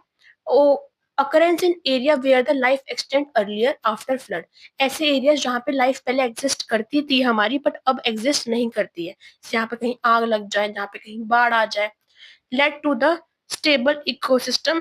इससे क्या था? हमारा stable ecosystem, led to the stable ecosystem, increase biodiversity, help in soil formation। ये सब हमारे इसके यूज इंपॉर्टेंस है। अब नेक्स्ट पे आते हैं हमारा डिफाइन करना कैरिंग कैपेसिटी एंड होमोजियोस्टैटिस। इसका मतलब क्या है? Carrying capacity, carrying capacity is the maximum number of organism that an environment can support sustainable without degrading natural resources. इसका मतलब ये है कि हमारे जो हमारे नेचुरल रिसोर्सेज में, सपोज करो आपकी एक गाड़ी है, गाड़ी 5 लोगों को कैरी कर सकती है, बट अगर हम उसमें 7-8 लोगों को जबरदस्ती घुसा दें, तो क्या वो एक स्टेबिलिटी में क्या होगा? एट द मूवमेंट प्रेशर में चलेगी। ठीक है, कुछ कुछ कॉजेज हो जाएंगे। इसी वजह से ऐसा हमारा इन्वायरमेंट है। कैरिंग कैपेसिटी क्या होता है? जहाँ पे हमारे रिसोर्सेज जितने प्रेजेंट है, उसी के हिसाब से अपने रिसोर्स, उतनी ही हमारी पॉपुलेशन हो, जिससे हमारे क्या हो? रिसोर्सेज खत्म ना हो। कहने का मतलब ये है, carrying capacity is the maximum number of organism. इतने मैक्सिमम नंबर ऑफ ऑर्गेनिज्म हो हमारे इन्वायरमेंट में जो कि सपोर्ट कर सके sustainability without degrading natural resources, natural resource को खत्म करे। एग्जिट कैरिंग कैपेसिटी, अगर हमारा पॉपुलेशन बहुत ज्यादा इंक्रीज हो जाएगा, if population exceeds carrying capacity, it led to the resource depletion and environmental damage। समझ में आ गया वाला पॉइंट? अब नेक्स्ट हमारा पॉइंट क्या है? Statistic is the ability of ecosystem to maintain internal balance and stability despite environmental change। मतलब हमारे अंदर की मतलब नेचुरल रिसोर्सेज हमारे उतने हैं ही है, हम खुद इसके हिसाब से अपने नेचुरल रिसोर्सेज को यूज करें, हमारी अंदर की इंटरनल स्टेबिलिटी बैलेंस मेंटेन रहे। It help ecosystem survival natural disturbance like climate variations. ये हमारे क्या है? एग्जांपल्स इसके। नेक्स्ट पे मूव करते हैं। In situ and ex situ means conversation, इनके बीच का कंपैरिजन आता है। इसमें क्या होता है? Conservation means the protection of plants and animals in their natural habitat में। इसमें क्या होता है? Means the protection of species outside the natural habitat under control. समझ में आ गया डिफरेंस बीच में? इसके अंदर protection in their natural habitat में प्रोटेक्शन करना, इसमें आउटसाइड द हैबिटेट। अब जैसे क्या हो गया हमारा national park, wild life sanctuary, इसके अंदर क्या है? उन्हीं के नेचुरल हैबिटेट में हम उनको प्रोटेक्ट करने हैं। ये क्या होता है हमारे? ये हमारे under outside the natural habitat, ये हमारे नेचुरल है और नॉन नेचुरल रिसोर्सेज में उनको प्रोटेक्ट करना है। ये उसकी एग्जांपल हो गई, इसकी एडवांटेजेस हो गए। अब इसका रोल क्या है? हमारा रोल ऑफ नेचुरल रिजर्वीज का, भाई हमारे क्या करते हैं? हमारी इंडेंजर्ड स्पीशीज जो खत्म हो रही है उनको सेव करते हैं, कंजर्व करते हैं नेचुरल हैबिटेट एंड इकोसिस्टम को, and maintain ecological balance maintain करते हैं, सपोर्ट करते हैं हमारे साइंटिफिक रिसर्च एंड एजुकेशन को, प्रमोट करते हैं हमारे टूरिज्म को, पब्लिक अवेयरनेस को प्रिवेंट करते हैं इलीगल हंटिंग एंड पोचिंग को, एनिमल्स को मारना, जबरदस्ती उनको परेशान करना। एग्जाम्पल्स क्या है हमारे, जिम कॉर्बेट नेशनल पार्क, ये सब हमारे national park, Kaziranga national park, इसमें हमारे क्या एग्जाम्पल्स है। ठीक है, आप नेक्स्ट पे मूव करते हैं। Wait, why is India called a mega diverse nation? India को हम मेगा डाइवर्स नेशन क्यों बोलते हैं? क्योंकि यहाँ पर वेराइटीज ऑफ स्पीशीज हैं। India has 2.4 of world land area but support about 8% of global biodiversity. ठीक है, 8% ऑफ ग्लोबल बायोडाइवर्सिटी प्रेजेंट है हमारे इंडिया पे। प्रेजेंस ऑफ डाइवर्स इकोसिस्टम, हमारे यहाँ पे forest, mountains, wetlands, coastal area सब प्रेजेंट है। 4 बायोडाइवर्सिटी हॉटस्पॉट्स है, Himalayans, western Ghats, Indo Burma region, Sundaland, Nicobar island, large number of, मतलब हमारी जो इंडिया के अंदर मेगा बायोडाइवर्सिटी नेशन है। इस वजह से क्या, इसको क्या बोलते हैं, आप इसको एक बार रीड करना, आप आंसर्स लिख लोगे। ठीक है, नेक्स्ट आता है हमारा थर्ड यूनिट। हाँ, थर्ड यूनिट क्या है, social issues, environmental legislation, ethics. Next इसमें पहला क्वेश्चन क्या था, relationship between the social and environment. Society society and environment are the interdependent, ये क्या है, एक दूसरे पे डिपेंडेंट है, सोसाइटी भी और इन्वायरमेंट भी। Human depend on the environment, हमारा इन्वायरमेंट किस पे डिपेंड, हम इन्वायरमेंट पे डिपेंड है हमारे खाने के लिए, वाटर के लिए, रिसोर्सेज के लिए। वाइल जो हमारे ह्यूमन एक्टिविटीज है, while human activities affects the environment, और हमारी human activities किसको इफेक्ट कर रही है, हमारे environment को। इनके बीच का रिलेशन देखते हैं। Show society use natural resources for development, society use करती है नेचुरल रिसोर्सेज हमारे डेवलपमेंट के लिए। Environmental provide life support system, over use led to the pollution, over use pollution create करता है, डिग्रेडेशन क्रिएट करता है। Sustainable practice maintain balance, actually मैंने इसको रीड इसलिए कर रही हूँ कि मैंने टर्म्स आपको sustainability, development, over use, support पीछे मैं आपको एक्सप्लेन कर चुकी हूँ। इफ आपको प्रॉब्लम हो रही है तो कमेंट सेक्शन में बताना, किसी पर्टिकुलर वर्ड में आप लिख लेना, मैं आपको बता दूंगी उनके रिलेटेड मीनिंग्स। और मेरा मोटिव ये है कि आपके एग्जाम में अच्छे मार्क्स आए। अगर आपने नहीं पढ़ रखा, अगर पढ़ रखा है तो आपका रिविजन हो जाएगा। ठीक है, वरना वीडियो काफी लंबी हो जाएगी। नेक्स्ट आता है role of business and industry in sustainable development, इनका रोल क्या है। Sustainable development means meeting, sustainable development का मतलब हमें पता है कि अभी की यूज के साथ साथ हमें फ्यूचर नीड्स की भी देखते रहना, देखना उनकी नीड्स में हम कोई कॉम्प्रोमाइज ना करें। Business and industries play a very important role in achieving sustainable development because they use natural resources generating employment. वो क्या कर रहे हैं, नेचुरल रिसोर्सेज को यूज कर रहे हैं, इंडस्ट्रीज हमारी जनरेट कर रहे हैं, एम्प्लॉयमेंट जनरेट कर रहे हैं, प्रोड्यूस गुड्स प्रोड्यूस कर रहे हैं, कुछ हमारे लिए सर्विस प्रोड्यूस कर रहे हैं, impact society and the environment. But क्या कर रहे हैं, इम्पैक्ट कर रहे हैं हमारे सोसाइटी पे भी, इन्वायरमेंट पे भी। Industries can either harm the environment through pollution, हमारी इन्वायरमेंट को हार्म कर रहे हैं पोल्यूशन के थ्रू, ओवर यूज के थ्रू रिसोर्सेज को, support sustainability through responsible practice. ठीक है, नेक्स्ट हमारा पॉइंट है environmental role for business effect the use of natural resources. Industry should be reduce excessive, industries हमारी क्या होती है, एक्सेसिव यूज करती है हमारे पानी का, वाटर का, एयर का, सब कुछ पॉल्यूट कर रही है। पॉल्यूशन कंट्रोल करना चाहिए। हमारे इन्वायरमेंटल रोल ऑफ बिजनेस में कि इन्वायरमेंट पे क्या रोल हो रहा है, इन्वायरमेंट पे बिजनेसेस का क्या रोल होता है, इंडस्ट्रीज का। पोल्यूशन कंट्रोल मेजर पार्ट, उन्हें रिन्यूएबल रिसोर्सेज को यूज करना चाहिए जो कि बार बार रिन्यू हो सके। Green manufacturing means use the eco friendly raw materials, eco friendly raw material से हमारा क्या मतलब है, जो कि पोल्यूशन क्रिएट ना करे। ठीक है, मैं इन्वायरमेंट से इको फ्रेंडली हूँ। रिसाइक्लेबल बायोडिग्रेडेबल वेस्ट को प्रोड्यूस करना चाहिए जो कि जनरली बायोडिग्रेडेबल वेस्ट रिसाइकिल हो सके। नेक्स्ट क्वेश्चन हमारा क्या है, नेक्स्ट है हमारा economic role of business. Economic role क्या है हमारे बिजनेस का, सस्टेनेबल इकोनॉमिक ग्रोथ। हमने इन्वायरमेंट पे देख लिया, अब हम देखते हैं हमारे इकोनॉमिक पे हमारा क्या है रिलेटेड टू, मतलब economic sustainable ensure the long term growth without damaging the environment. Economic development हमारा इन्वायरमेंट पे इम्पैक्ट नहीं करता, बट इससे हमारी सस्टेनेबल लॉन्ग टर्म ग्रोथ हो रही है। ठीक है, हमारी फैक्ट्रीज का, हमारे बिजनेस का क्या इम्पैक्ट है हमारे उस पर। सस्टेनेबल डेवलपमेंट ग्रोथ में आ गया industry generating income, tax, foreign exchange. भाई नॉर्मल सी बात है, हमारे इंडस्ट्री से काफी हमारी इकोनॉमी बूस्ट हो रही है। ठीक है, एम्प्लॉयमेंट मिल रही है हमें इंडस्ट्रीज से। Innovation and technology, technologies innovation increase हो रही है, ठीक है। Ethical and legal responsibility means follow environmental law, इसके साथ अगर हम करें तो इन्वायरमेंट को भी प्रोटेक्ट करें तो हमारी इंडस्ट्रीज काफी हद तक बहुत इंप्रूव हो जाएंगी। Role in climate change mitigation means reduce green house gas emission, मतलब ग्रीन हाउस गैस इमिशन को रिड्यूस करना। Adopt carbon natural net zero strategies, मतलब हम बेसिकली आप इसमें इतना अगर आपको थ्योरी कॉम्प्लिकेटेड कर रही है, आप पॉइंट समझो, अपनी लैंग्वेज में भी लिख सकते हो। इसमें आप ये लिख सकते हो, reduce the harmful gases which pollutes our environment. Simple examples हमारे देखो, example of sustainable business practices, use the paperless paperless offices use करो, manufacturing electrical wires, water harvest in factories, zero waste manufacturing units. ये सब हमारे क्या examples. Next हमारा क्या है, एक्सप्लेन करना environmental ethics. Environmental ethics deals with the moral relationship between the human and nature. ये किस पे डील करता है, हमारे नेचर और ह्यूमन के बीच के रिलेशन को। प्रिंसिपल क्या है, रिस्पेक्ट, नेचर को रिस्पेक्ट करना और उसके लिविंग बींग्स को भी। Sustainable and use of resources, resources का सही तरीके से यूज करना फॉर द फ्यूचर नीड्स के हिसाब से। प्रोटेक्शन ऑफ फ्यूचर जनरेशन का प्रोटेक्शन मतलब उनके रिसोर्सेज सेफ रहें। रिस्पॉन्सिबिलिटी टुवर्ड्स एनवायरमेंट, एनवायरमेंटल के रिस्पॉन्सिबिलिटी सही रहे, मतलब जो भी हमारे एनवायरमेंट को भी हम देख के चले। नेक्स्ट हमारा क्या है, शॉर्ट नोट, इनके ऊपर शॉर्ट नोट आता है, इंपॉर्टेंट है ये। एनवायरमेंटल प्रोटेक्शन एक्ट क्या, मैं इसको बता देती हूँ। इसमें Bhopal gas tragedy 1984 provides a framework, ये बहुत बड़ा ड्रॉबैक था हमारे।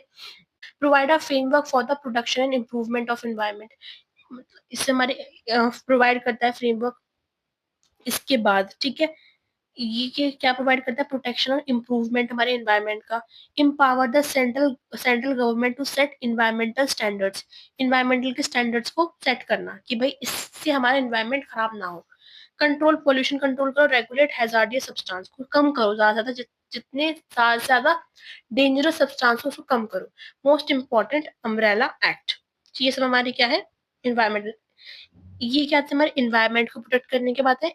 Air prevention and control pollution, ये एक्ट था 1981 का, इसका एम क्या था, नाम से हमारे कंट्रोल करना पोल्यूशन को। Enable central and state pollution control board, इन्होंने स्टैब्लिश किया था, इन्होंने regulate emission for the industrial vehicle, किसके लिए था, इंडस्ट्रीज एंड व्हीकल्स के लिए, जिससे हमारा पोल्यूशन बहुत इंक्रीज हो रहा है। Industry must take permission to emit pollution, ठीक है। इस पे नेक्स्ट पे मूव करते हैं हम, wait. Next is our water, water का क्या था, प्रिवेंट करना, control pollution, prevent lakes and pollution, prevent करना lakes, river and ground water में।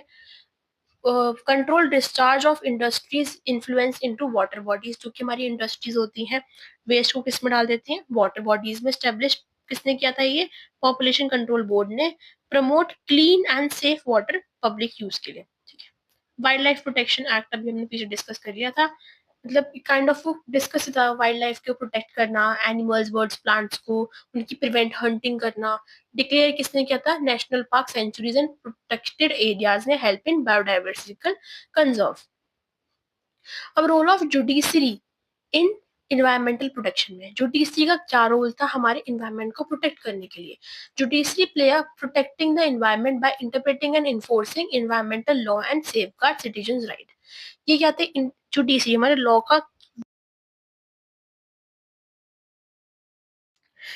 हमारे इंडियन जुडिशरी का क्या रोल था हमारे एनवायरनमेंट को प्रोटेक्ट करने के लिए। Inter player enforcing environmental law and safeguard citizens rights, हमारे सिटीजंस के राइट को सेव करना, ठीक है, हमारे एनवायरनमेंट के रिलेटेड में।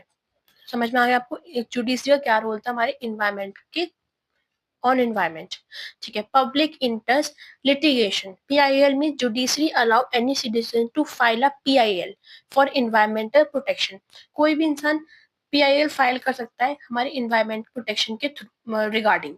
It help in addressing environmental issues, environmental issues को देखते हैं ये कोई पॉल्यूशन ना कर रहा हो, कोई इलीगल माइनिंग ना कर रहा हो, कोई डिफॉरेस्टेशन ना कर रहा हो।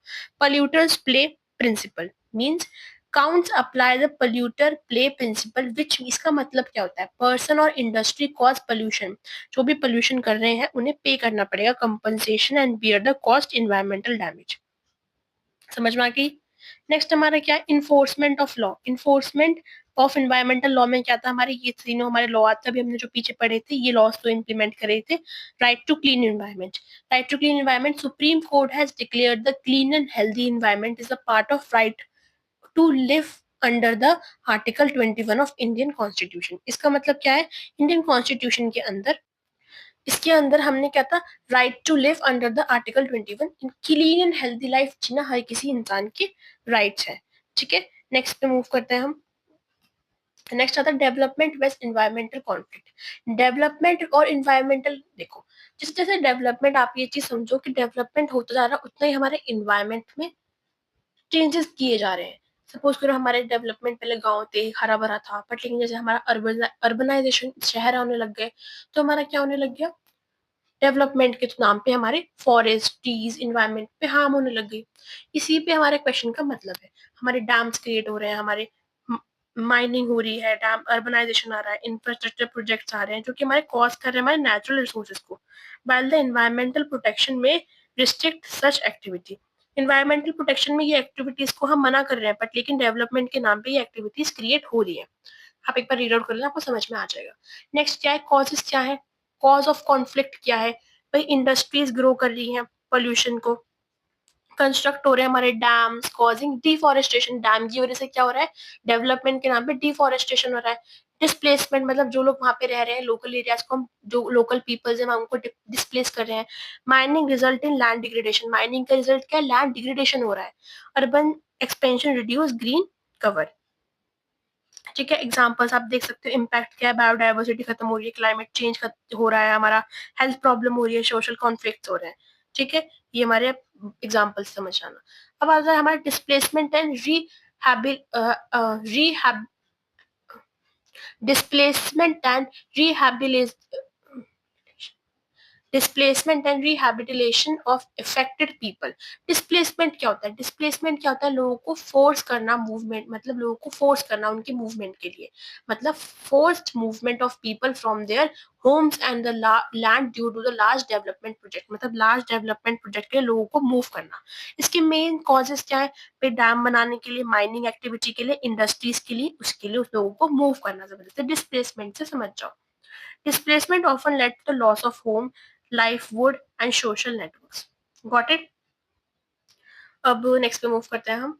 नेक्स्ट क्या है, rehabilitation means the process of resettling, मतलब दोबारा से सेटल करना, सपोर्ट करना displace people so that they can rebuild their life. मतलब लोग जो भी डिस्प्लेस होते हैं उनकी लाइफ को सेटल बनाना, किसी पर्टिकुलर एरिया पे उनके लिए रीबिल्ड करना.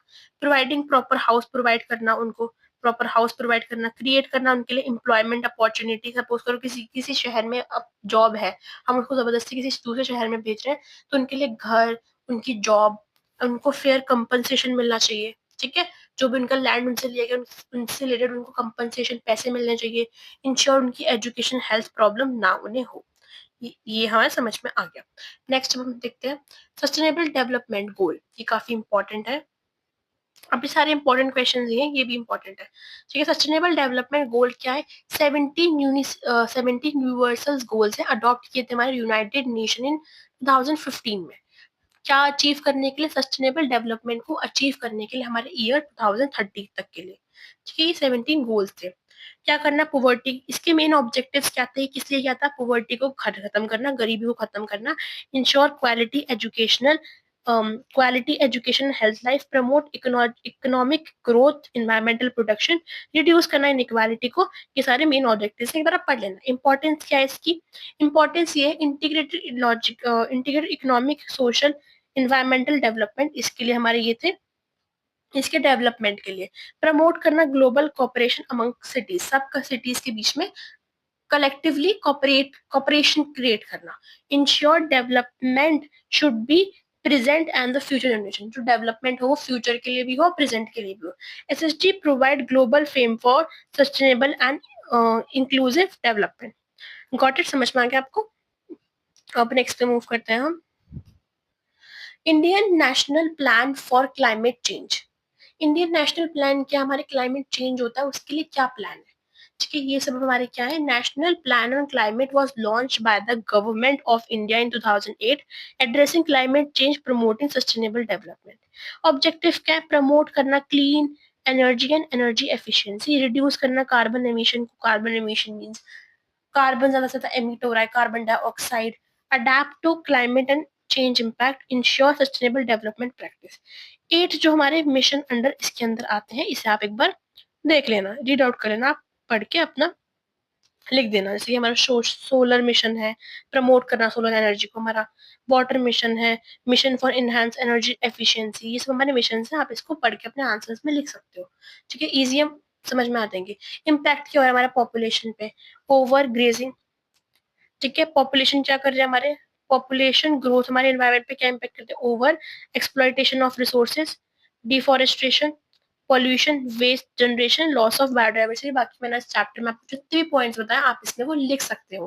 Population essential, population control is essential for sustainability के लिए हमारा पॉपुलेशन कंट्रोल बहुत जरूरी है। ठीक है, ये हमारा हो चुका है। अब आता है यूनिट नंबर 4 पे। यूनिट नंबर 4 पे हमारा क्या है, यूनिट नंबर 4 का नेम क्या है, इन्वायरमेंटल पोल्यूशन, और हमारे इन्वायरमेंट में पोल्यूशन के बारे में, और ये हमारा waste management system and sustainable development के बारे में। ठीक है, अब आते हैं हमारा define environmental pollution. Environmental pollution is the introduce of harmful substance. Pollution में की डेफिनेशन क्या है, हार्मफुल सब्सटेंस हमारे क्या होते हैं, फिर पोल्यूटेंट जो हमारे इन्वायरमेंटल के अंदर है, जैसे कि हमारे इन्वायरमेंट के अंदर land, air, water, soil and land, जो कि क्या कर रहे हैं, कॉज कर रहे हैं adverse effect on life being, living beings and nature. जो नेचर की लाइफ, नेचुरल जो लिविंग बींग्स की लाइफ है, नेचर पे ये इम्पैक्ट कर रहे हैं हमारे पोल्यूशन। पहला आता है एयर पोल्यूशन, फिर वाटर पोल्यूशन। एयर पोल्यूशन जो क्या कर रहा है, इसकी डेफिनेशन क्या है, एयर के अंदर हार्मफुल स्मोक, डस्ट। कॉजेस क्या है, इंडस्ट्रीज, व्हीकल्स, ये सब हमारे कॉजेस हैं। आप ये बचपन से पढ़ते हुए आ रहे हो पॉल्यूशन के बारे में, एक बार आप ऐसे रीड करोगे पॉज करके, बस याद रखना इनके name, air pollution, water pollution, भी आगे पढ़ेंगे और पॉल्यूशन के बारे में, आप इनको लिख लेना आंसर्स में, किसकी वजह से हो रहे हैं और जो कहाँ पे हो रहा है। डेफिनेशन में होता है pollution which impacts the air, air pollution के अंदर, तो water pollution, the pollution which impacts the water. ठीक है, इस अगर ये डेफिनेशन आपको हार्ड लग रही है, तो अगर आपको बहुत अच्छे वे में लिखना तो आप इसी डेफिनेशन को लिखना। कॉजेस लिख देना, कॉजेस में जिसकी वजह से हो रहे हैं। एयर पोल्यूशन हमारे किस वजह से हो रहा है, इंडस्ट्रीज की वजह से, हमारा व्हीकल्स की वजह से, फॉसिल फ्यूल्स की वजह से, एंड डिफॉरेस्टेशन की वजह से। ठीक है, अब इसके इम्पैक्ट क्या है हमारे एयर पोल्यूशन के, हमारे लंग्स पे, रेस्पिरेटरी सिस्टम पे हमारे इसके इम्पैक्ट पड़ रहे हैं। ग्लोबल वार्मिंग हमारी हो रही है, एसिड रेन। ठीक है, ये सब हमारे क्या होता है, एयर पोल्यूशन। वाटर पोल्यूशन के कॉजेस क्या है हमारे, वाटर पोल्यूशन के हमारे कॉजेस हैं, जो कॉजेस मतलब जो हमारे इंडस्ट्रीज की वजह से हो रहा है, सीवेज की वजह से हो रहा है, हमारे एग्रीकल्चर केमिकल्स की वजह से, ऑयल स्प्लिट्स की वजह से, ये सब हमारे कॉजेज हैं। और हमारे इसकी वजह से बॉनफायर डिजीजेस हो रही है, हमारे typhoid, loss of aquatic life खत्म हो रही है, अनसेफ ड्रिंकिंग वाटर है। ठीक है, नेक्स्ट हमारा क्या, soil pollution. Soil pollution, the pollution which impact the soil. अब ये क्या हो रहा है, एक्सेसिव यूज ऑफ फर्टिलाइजर्स। एक बार आप इन सबको, नॉइज पोल्यूशन क्या है, जो हमारे साउंड की वजह से हमारे एनवायरमेंट में हो रहा है, ट्रैफिक, ये सब। एंड थर्मल पोल्यूशन क्या होता है, राइज इन द टेम्परेचर, जो हमारा टेम्परेचर बढ़ता जा रहा है, जैसे हमारी इंडस्ट्रीज की वजह से, जैसे हमारे प्लांट्स, नेचुरल हमारी साइकिल जो है वो डिस्टर्ब हो रही है। एक बार आप इसको रीड करना, आप पॉज करके आपको समझ में आ जाएगा। नेक्स्ट हमारा क्या है, causes and effect of air pollution. Causes क्या है, इंडस्ट्रियल एमिशन, इंडस्ट्रीज की वजह एमिशन, व्हीकल्स की वजह से। ठीक है, व्हीकल्स की वजह से। नेक्स्ट हमारा क्या है, burning fossil fuels, oil, petroleum, diesels की वजह से, डिफॉरेस्टेशन, केमिकल फर्टिलाइजर्स, इनकी वजह से। इफेक्ट क्या हो रहा है भाई, रेस्पिरेटरी सिस्टम, हमारे अस्थमा, ब्रोंकाइस, ये सब हमारे खराब हो रहे हैं। ठीक है, लंग्स, एसिड रेन हो रही है, एसिड रेन इज डेंजरस, मतलब डेंजरस इस काइंड ऑफ एसिडिक होती है, हमारी बिल्डिंग्स खराब हो रही है एसिड रेन की वजह से। ठीक है, अभी तो न्यूज भी आई थी कि ताजमहल पे एसिड रेन की वजह से वो येलोइश कलर में होता है। आपने पता होगा, आपने अगर पढ़ा होगा तो, एसिड रेन की वजह से हमारा क्या होता है, ताजमहल येलोइश कलर में हो रहा है। ठीक है, ग्लोबल वार्मिंग हो गई, क्लाइमेट चेंज हो रहा है, smog formation, reduce visibility. Visibility मतलब पूरे में कितना स्मॉग होता है, कभी कभी पॉल्यूशन की वजह से विजिबिलिटी कम हो रही है। डैमेज क्रॉप्स एंड बिल्डिंग्स, ये हमारी क्या है, रीजन है हमारे effect and causes of pollution. Next क्या है, cause and effect of water pollution क्या है, अभी हमने देख लिया water pollution, industrial influence, sewage, domestic waste जो है हमारा, एग्रीकल्चरल रन ऑफ, मतलब ये हमारे वाटर पोल्यूशन की इफेक्ट्स क्या है और इसके कॉजेस क्या हैं, ये भी इंपॉर्टेंट है, पर आप रीड पॉज करके रीड कर लेना। नेक्स्ट क्या है हमारा नॉइस पोल्यूशन। नॉइस पोल्यूशन क्या हो रहा है, जो हमारे अनवांटेड हार्मफुल साउंड्स है जो हमें इफेक्ट करती है हमारी हेल्थ को। कॉजेस क्या है, traffic, airplanes, construction, dams, building कहीं पे काम चल रहा हो, लाउड स्पीकर्स, फेस्टिवल्स पे ये इफेक्ट है, उसे कंट्रोल कैसे कर सकते हैं एक बार आप पढ़ लेना, ठीक है। नेक्स्ट क्या हमारा क्लाइमेट चेंज। क्लाइमेट चेंज हमारे क्या टर्म्स हैं जो आ सकती है। क्लाइमेट चेंज के अंदर long term alternate of temperature and weather pattern earth mainly due to the human activities की वजह से हमारे टेम्परेचर में चेंज आना, वेदर पैटर्न में चेंज आना, ये क्या होता है हमारे क्लाइमेट चेंज। नेक्स्ट है green house effect. Greenhouse effect हमारी गैसेस कौन कौन सी हैं, CO2, मीथेन, N2O। ट्रैप हमारे हमारे एटमॉस्फेयर में नहीं गैसेस ट्रैप हो गई हैं, मतलब हमारे एटमॉस्फेयर में गैसेस ट्रैप हो गई है, जिसकी वजह से क्या हो रही है, हमारा एटमॉस्फेयर हीट हो रहा है। ये ऐसा प्रोसेस है, it is a natural process जो हमारे अर्थ को वार्म करता है। क्या करता है, वार्म करता है। Keep earth warm but excessive gases called green house effect. हमारी ये गैसेस हमारे अर्थ को ज्यादा इंप्रूव कर देंगे, ग्रीन हाउस इफेक्ट ज्यादा इंक्रीज कर देंगे, ग्लोबल वार्मिंग इंक्रीज हो गया है, ठीक है। Rise in earth average surface temperature due to the green house gases led to the melting glaciers. हमारे ग्लेशियर्स मेल्ट हो रहे हैं, सी लेवल राइज हो रहा है, एक्सट्रीम वेदर, मतलब काफी हमारे एनवायरमेंट में चेंजेस आ रहे हैं, ये हमारा ग्लोबल वार्मिंग। नेक्स्ट हमारा क्या है, ozone layer depletion. It is very important, ozone layer depletion and acid rain. Ozone layer depletion क्या है, हमारा हमारे ना एक लेयर प्रेजेंट है हमारे स्ट्रेटोपोज में, जहाँ पे हमारी लेयर है जो हमें प्रोटेक्ट करती है हमारी सन की हार्मफुल रे से या फिर कोई भी अल्ट्रा वायलेट रे से हमें प्रोटेक्ट करती है। स्ट्रेटोस्फेयर में हमारी एक प्रोटेक्टिंग लेयर प्रेजेंट है अर्थ की, जो हमें अल्ट्रा वायलेट रे से प्रोटेक्ट करती है, जो जो कि अब डिप्लीट होती जा रही है। मैंने बहुत शॉर्ट में लिखा है, अगर एग्जाम में लॉन्ग मार्क्स आए तो आप इसको एक्सप्लेन कर देना। जो कि हमारी डिप्लीट होती जा रही है, डिप्लीट रीजन क्या है, ऐसी सी एफ एस क्या है हमारा, ऐसी गैसेस हैं जो कि हमारे रेफ्रिजरेटर से, हमारे पीछे से जो हमारे एसीज होते हैं उनसे निकल रही है, जो कि हमारे इन्वायरमेंट में जा रही है, जो हमारे इन्वायरमेंट में ओजोन लेयर डिप्लीशन क्रिएट कर रही है। इसकी वजह से क्या होगा, हमारे ओजोन लेयर डिप्लीट हो जाएगा तो यूवी लाइट डायरेक्ट हमारी सन की लाइट हमारे अर्थ पे आएंगी, क्योंकि हमें स्किन कैंसर, ये हमारी डिफरेंट डिफरेंट जो भी डिजीजेस हैं हमारी, ये इनको क्रिएट करेंगी। एसिड रेन क्या होता है, हमारा एसिड रेन जब होता है जब हमारे हमारे इन्वायरमेंट में एसिड बढ़ जाता है। एसिड जैसे हमारे इन्वायरमेंट में SO2 गैस, NO2 बढ़ जाते हैं, सल्फर डाइऑक्साइड, नाइट्रोजन डाइऑक्साइड हमारी इंडस्ट्रीज की वजह से, व्हीकल्स की वजह से हमारे एयर में बहुत ज्यादा बढ़ जाती है। इसी वजह से इफेक्ट में क्या होता है, हमारी एसिड रेन हो जाती है, डैमेज करती है हमारे सॉइल्स को, बिल्डिंग्स को, वाटर बॉडीज को, प्लांट्स को, बिल्डिंग्स को, ठीक है, हमें ये इम्पैक्ट करती है एसिड रेन। नेक्स्ट क्या, ये काफी इंपॉर्टेंट है, सॉलिड वेस्ट मैनेजमेंट सिस्टम। इसमें कहते हैं सॉलिड को हम किस तरीके से, सॉलिड वेस्ट को हम किस तरीके से मैनेज करें, कलेक्ट करना।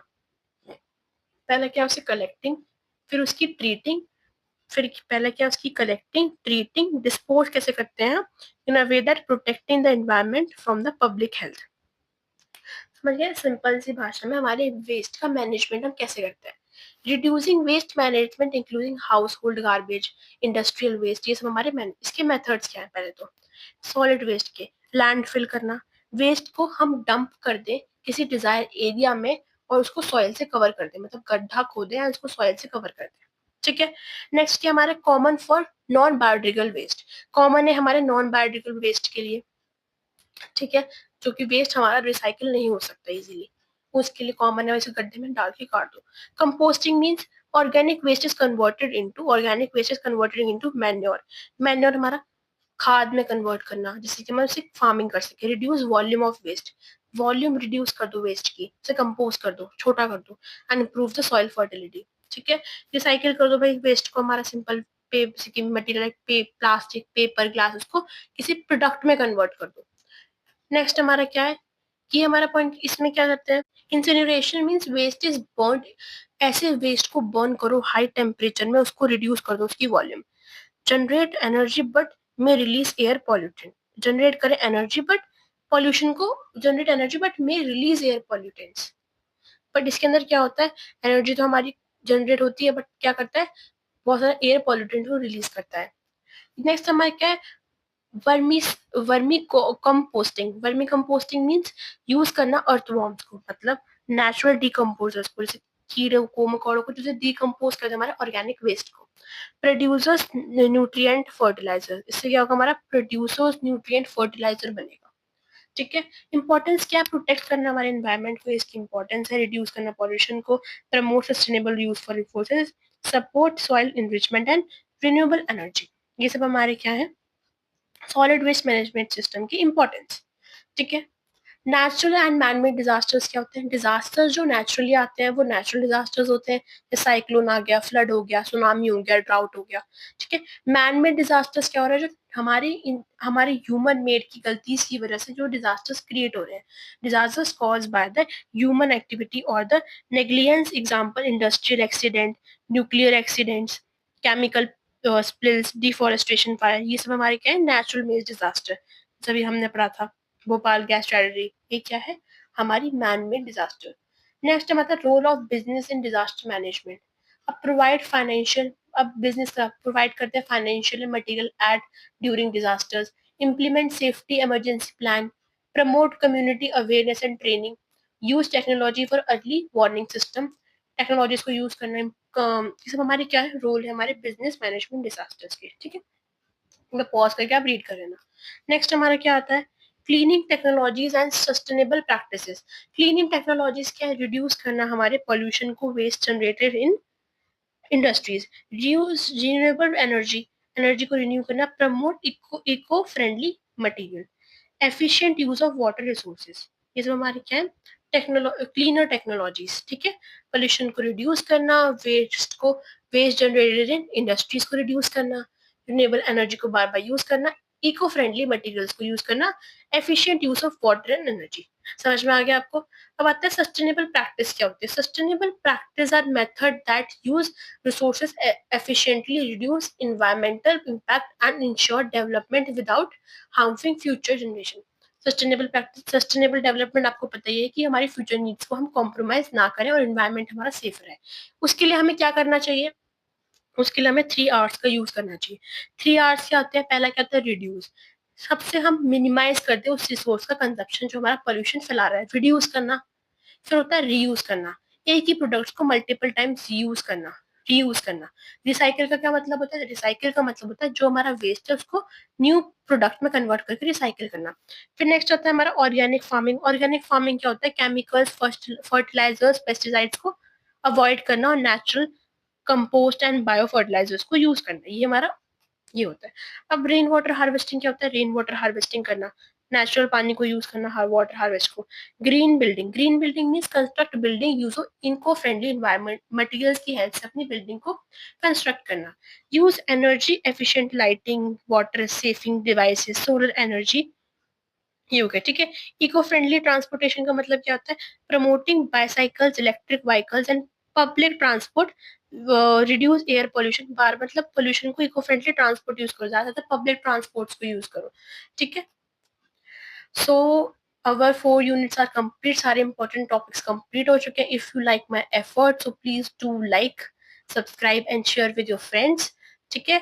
And thank you so much to stay till end। If you have any doubt, अगर आपको कोई doubt है तो please tell me in the comment section, अगर आपको कोई doubt है। ठीक है। Bye bye, take care and all the best for your exam।